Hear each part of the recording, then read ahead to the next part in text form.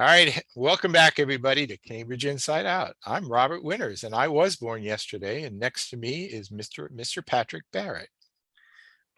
Thank you for having me, Robert. You're very, very welcome. We were just talking a little bit about the ever-loving topic of linkage and incentive zoning. Where do we stand right now, Mr. Barrett? I'm not so sure we're standing at all, but I think a couple of things. So last night, the city council got into it a little bit.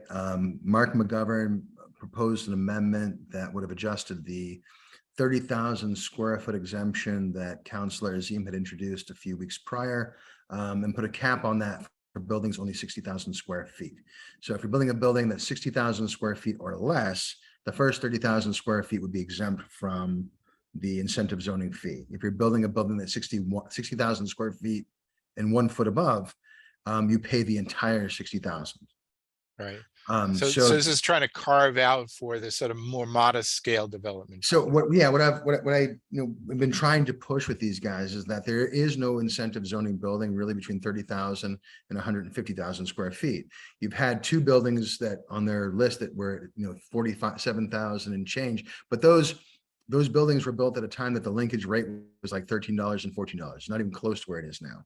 And those are also just labs. And my biggest push throughout all of this, if you only want to build labs, linkage is creating this vacuum.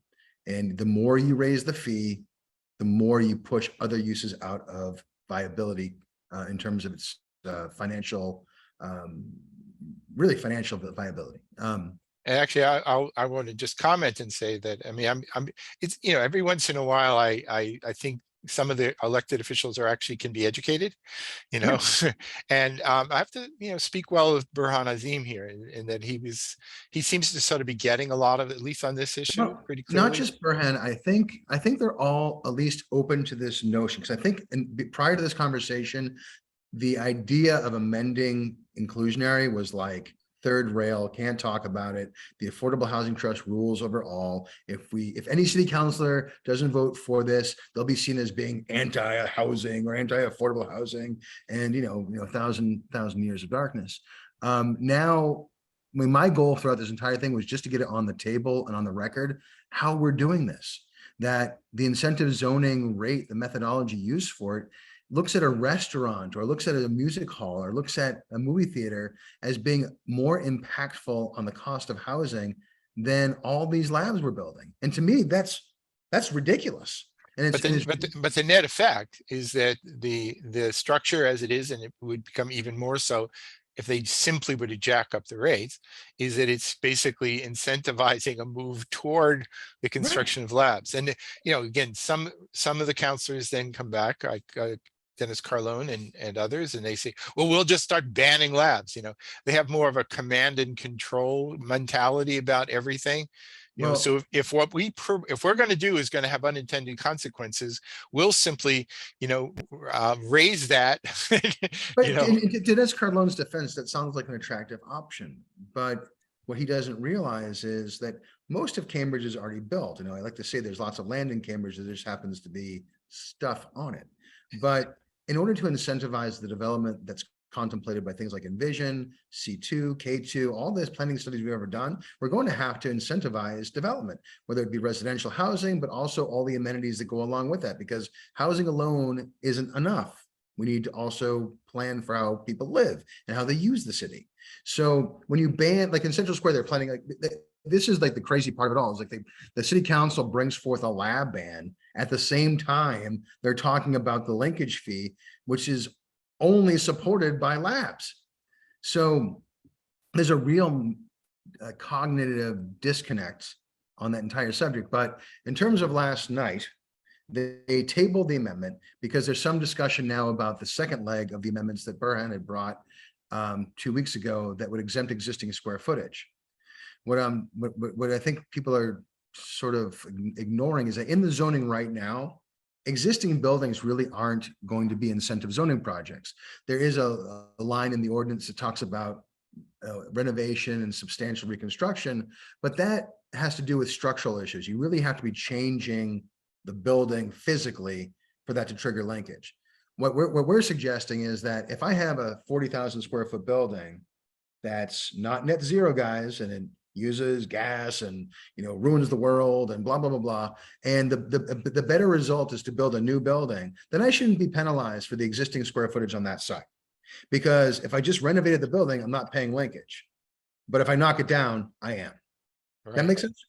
That makes a lot of sense to me. Yeah. So, you know, hope springs eternal. And perhaps our elected officials are sort of learning. Well, I hope they're learning.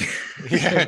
But, Well, let's but see. you get like hypotheticals and they say, well, if I had a 1,000,000 square foot building, Robert, I knocked it down, I turned it into a spaceship. Well, that's not going to pay linkage. And you're like, well, one, no such building exists.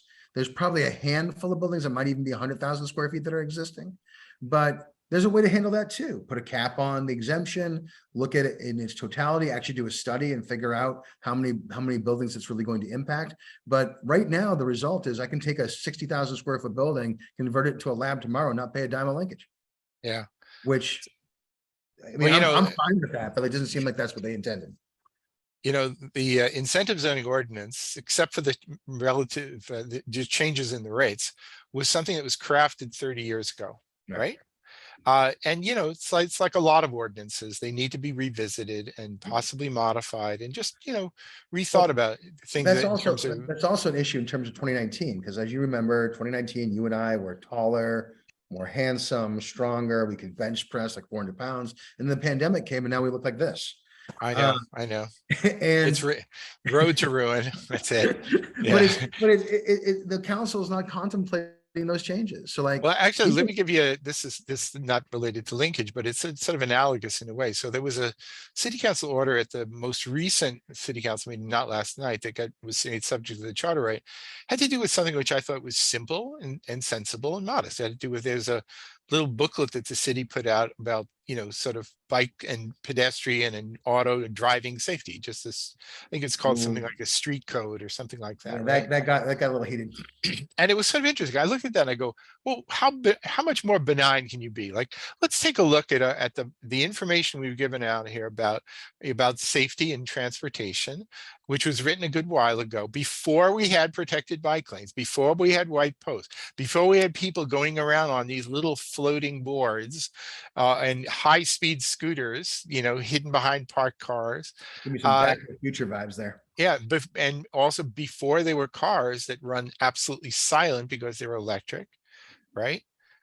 And before there were cell phones in many respects, which actually are as part of distracted driving. So to me, a lot has changed in the last 10 years, if not the last 20, and certainly the last 20 years. So updating something like that just seems like, well, of course you'd want to do that. But some people said, oh, no, you're unfairly picking on the bikers or whatever. So they had to kind of rewrite it. I think the kids today call it gaslighting. I think that's what, when they're reminded of something that they don't particularly enjoy or find to be problematic to discuss, it becomes a gaslighting thing. Yeah. I don't know what gaslighting is necessarily. I've heard about it, but a movie reference. It is. But you know, I think I actually thought it was pretty benign, but again, I think Toner is also trying to be deferential to North Cambridge. I just came back from there. They're still pissed off about bike lanes. Right or wrong, I'm not saying one way or the other. I'm just saying that like it might be good to have a discussion about what the rules of the road are. Yeah, and my primary point about this is that ordinances, rules of the road, everything really everything needs to be revisited every 10 or so years, just to make sure it's at least consistent with current conditions. Absolutely. You know, and that means economic conditions have changed a lot, which is really, you know, the reason why they were creating incentive zoning, that was written during a time when, you know, when people were opening up companies, but they were going back home into live in their suburban home in Lexington. You know, it's a very different. A foot. Right, so much was different. So regardless how they ultimately change it, the fact that you should modify these things and give it a good look-see periodically, to me, is just obvious. And you know, so well, I have to say, regardless of the outcome, I feel accomplished in that at least I got the conversation on the table, because I think people didn't really understand the methodology. I think we just kind of accepted that these are inevitabilities. Yeah. Some person called it a fait accompli, but I think in reality, we've made some progress, and at least over time, when they do their next Nexus study, they can see how badly they screwed it all up. Right, maybe so. Anyway, I believe it's October 17th or something is the deadline for them. Yeah, I mean, they can always refile if they need to anyway, but Right. so My guess is it'll pass the next round, and yeah, in one form or another, it's going to pass. Yeah. And there will be a, they'll kick it up to the maximum rate. The only question is what sort of exemptions they, and floor minimums and things that they insert into the language. And many of the ideas that I've heard are actually pretty substantial and good. So be it. Now, one thing I speaking of success or potential success, there was one of, as you like to say, the greatest festival in Cambridge happened this past weekend. The most important event in America, actually. It really is. It was Ribfest in East Cambridge, run by Jason Owls and Patrick McGee, and they did a phenomenal job. The only mistake they made was allowing 2 Central Square restaurants to enter it, because one Central Square restaurant won it. Viale, way to go, guys. Viale won? Oh. Viale won. A Central Square restaurant enters, a Central Square restaurant leaves victorious. All right. Now, I have it on good authority that your particular restaurant was also in there. My restaurant, The Dial, was there. And though we did not win, we came there. It checked off. People have bucket lists, Robert. And I got to tell you, mine might seem depressing to you people, but like, going to the Ribfest as a competitor has actually been a dream of mine for like 10 years. All right. Well done, then. Well done. And I was so proud of my team. They did such a great job. It was super packed. It was such a good event. I ate way too much. And it was everything. They also made the beer garden so it could be out in the whole entire street. Excellent. And it's the kind of event that can make me, even see a guy like Mike Connolly and say, "Hey, how you doing?" Well, that's a hell of an event then. I think I would need at least 5 beers to get to that point personally, but that's me. So, all right. So now back to something of some great significance, also involving you, Mr. Barrett. Yes.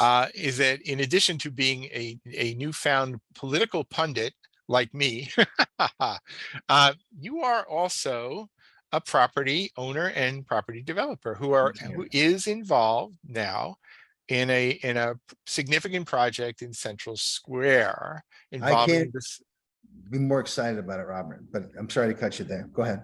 No, and just for everybody for the 3 or 4 people who are unaware, it has to do with the site where the Middle East is located. Which is it actually bordered on Brookline Ave. It goes from Mass Ave all the way down to Green Street. It's not a huge site, but it is a prominent site, and an important site in terms of the current occupants that are there. I would argue it's probably the most important site in Central Square. The Middle East restaurant, the whole family's operation there has been one of the great anchors that has carried us through the last several decades of Central Square. It is true. Absolutely true. So I am the evil, crazy developer that's going to look into redeveloping the Middle East. The plan right now, as it stands, we have a hearing Thursday this week at the Historical Commission to talk about a demolition permit that I filed. The demolition permit is really just to explore the historical nature of the site. I think, from my position, the historical significance comes from what happens inside the building, not necessarily the building itself. And part of my plan is to build not 1, not 2, but 3 live music venues, and upstairs, downstairs, a lobby lounge, Wally's, Lucky's-esque type space on Brookline. We also have a hotel above for 124 rooms with a 6,000 square foot restaurant and event space on the rooftop, sort of mirroring what we achieved over at 907 Main in the Blue Owl.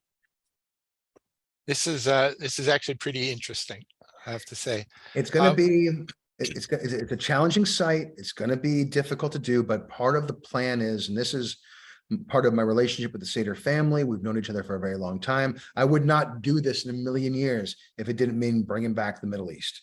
The Middle East will come back. It'll be named the Middle East. It'll be run by the Sater family. And the tradition of music in the square will continue on, at least for another, well past you and I.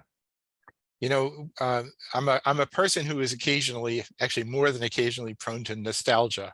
Yeah. And I sort of think about the things I like and the familiar places or whatever. But one of the realizations I came to at some point was that, if you just sort of sit in basking in nostalgia, with the expectation that everything you like just continues on forevermore, that's absolute fiction. The truth of the matter is that sometimes you actually have to do an intervention, such as the one you are proposing, in order to actually preserve some of the things that you like. The way I've described it to people is I feel like I'm jumping on a live grenade. And I think that, people were upset initially when they heard about the project, like, oh no, the Middle East is going away. I even saw one news article, developer forces family to close music venue. Holy shit, that's a great story. Who's that guy? But,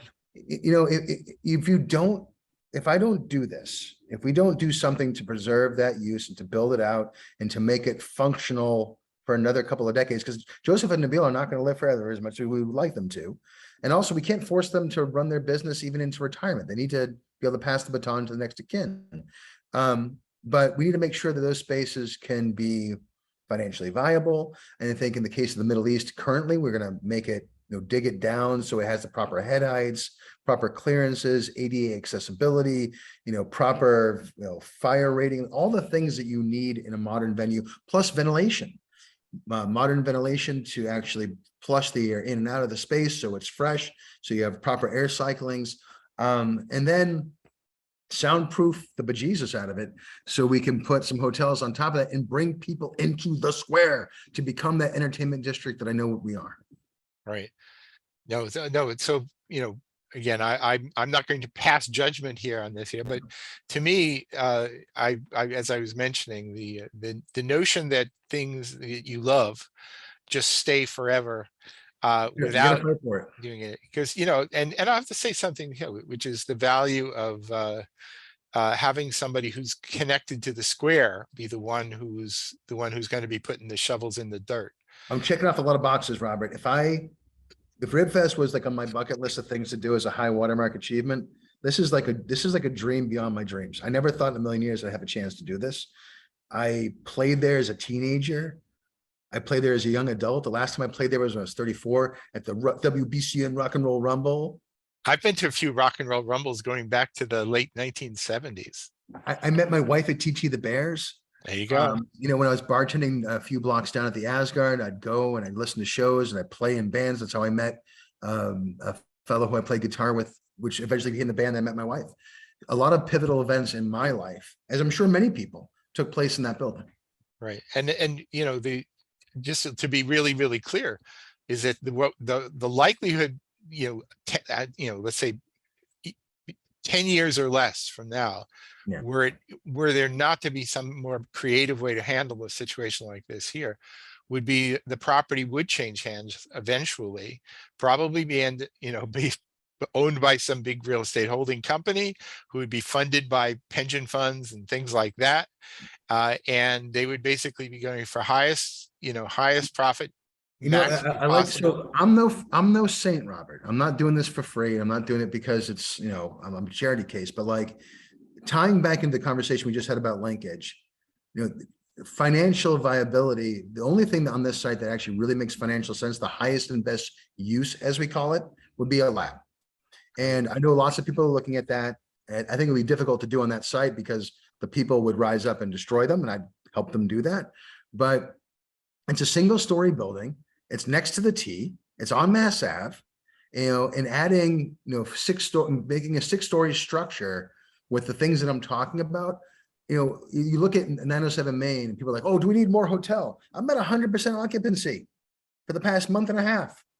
So, and prior to that, it's even, it's been like 80 up and down, but like our rooms are cheaper, they're accessible. And plus, imagine, Robert, you and I, we go see, Guar at the Middle East, and we can drink as much schnapps as we want and go upstairs and fall asleep in a room instead of getting in your VW wagon and, God knows what we want. I'm sorry, but the VW bus is long gone now. Thank you very much. But the first part of what you described is very attractive. No, and I think that's the messaging I'm trying to get out, and I think eventually it'll come out more and more and more. Plus, in that third music venue, I'm really trying to convince a woman who I really enjoy and respect, who lost her venue in COVID, to come in and take that over too. And given some financial support from me and from my partners in project, I think we can convince her to do it. But the whole ground floor will be music, the basement will be music, and upstairs on the rooftop, it's an event space. There'll be music there too. Yeah, there was a time when if somebody took a one-story building in Central Square and proposed making it 2 stories, there would be outrage, right? I think I heard a story about someone getting stabbed because there was a Starbucks proposed. Really? What Right. the So, hell? but I think we're kind of in a good place right now where that even those of us who don't necessarily want to see 140-foot buildings everywhere, the notion about building, several more stories in the heart of Central Square, close to T, where there's minimal need for parking, is something There's a that 195-foot building in front of me, Robert. I know. But most, I think you're actually there's not too many people who are around these days who are going to lose their minds over the notion that you have a somewhat larger building there. So that's sort of a good turn of events in my view. I mean, we can have differences of opinions about the appropriateness of big, tall, dense buildings in all throughout the city, but in places like Central Square and much of Harvard Square, or even to some degree in Porter Square, I think this is where you would like that sort of thing to be. There are some people who want it to stay exactly as it is forever, and for those people, I can't help you. There are also some people who have approached me and said, Patrick, why aren't you building affordable housing above this? And to them, I say, walk me through a Saturday night. I got punk rock band, I got death metal band, I got jazz quartet on the first and floor and basement, and they all go in at 9. You're going to go live above that at 2 o'clock, at 9 o'clock in the night, and put your kids to bed, or just the mixture of all those uses. It's like when you bring these projects to the fore, people try to solve all of the world's problems in one building. Like the council tries to really solve all the world's problems in Central Square, yet they can't do anything. There is a sort of a vaguely described concept of community benefits, or beneficial, what kind of benefits can grow out of development. And for the longest time, it was one, maybe 2 things that people included in that list. There was certainly the affordable housing, I go, okay, fine, great. Provision of open space, that's good too. Though oftentimes the open space that came with projects were sort of restricted open spaces where it was sort of, only because they felt like, well, maybe we'll let you walk through here, but it was not really open space. In our next zoning class, I'll teach you about open space and private open space. Right? So so even the open space hasn't really been too much of the mix in a really healthy sort of way. As part of the K2C2 process, the door cracked open a little bit more, where people started recognizing things like ground floor retail as something that was beneficial to communities, and that doing things like exempting gross floor area for ground floor retail became something that then became integrated into some of the subsequent zoning changes in either Kendall Square and even in Central Square, I believe. All I can say, Robert, for all my work in Central Square with the bid and everything that I've been doing for the past 15 years, if the Middle East leaves Central Square, to me, it's like game over. Well, and that's kind of was my point too, which is that, I think it's time to expand the list of things that we view as benefits for the community. And, having things like active music venues or arts oriented things, music oriented things, are things which, if left to ordinary economics, would probably just disappear.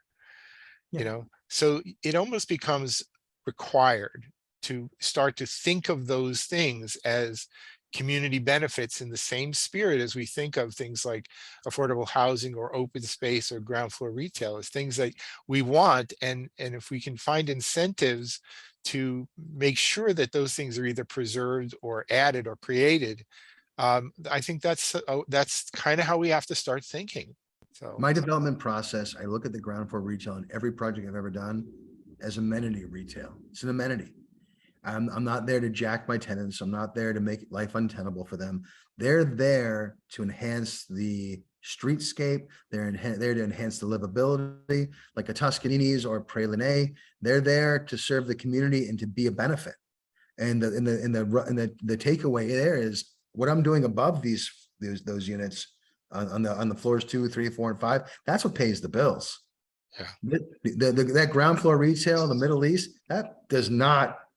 I'm not going to show you under the hood of my pro forma, but it is not a big number. It's not, and it shouldn't be. That's the whole point.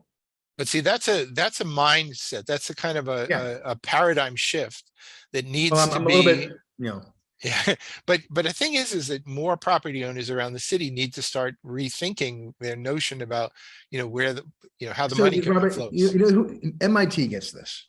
MIT does this all the time. They get a lot of crap from everybody, but they actually get it. Some bigger developers, I know guys over at Divco, they get it too. There are developers who get it and understand that when you're building something, you have to build in these elements in order to serve the community. And that if you put tenants in there that are designed to fail, all you're really doing is setting yourself up for long-term disaster. Right. And just as a landlord, of a triple decker here, there's nothing I like better than people who stick around. Yeah. So I don't want to have to be sort of, vacating an apartment and putting in new people, whatever. If people stick around, that's a good thing. It's a big responsibility, Robert. Like, just like with 907 Main, I couldn't be the guy who killed Toscanini's. I felt that stupid ice cream weight on my back the entire project. And for this one, to me, this is like do or die. The Middle East must survive. It must come back. And if I can't do that, then exile me to Somerville. All right. Anyway, I'm going to wish you the best on that Thank one you. here. So we're just about out of time here right now. I say that it does look like the city council will be passing an amendment to eliminate parking in all zones. So that's, keep on the lookout, it's coming. So anyway, I think we're just about out of time now. So anyway, thanks again, Patrick. And Thank you. see you folks soon on Cambridge Inside Out.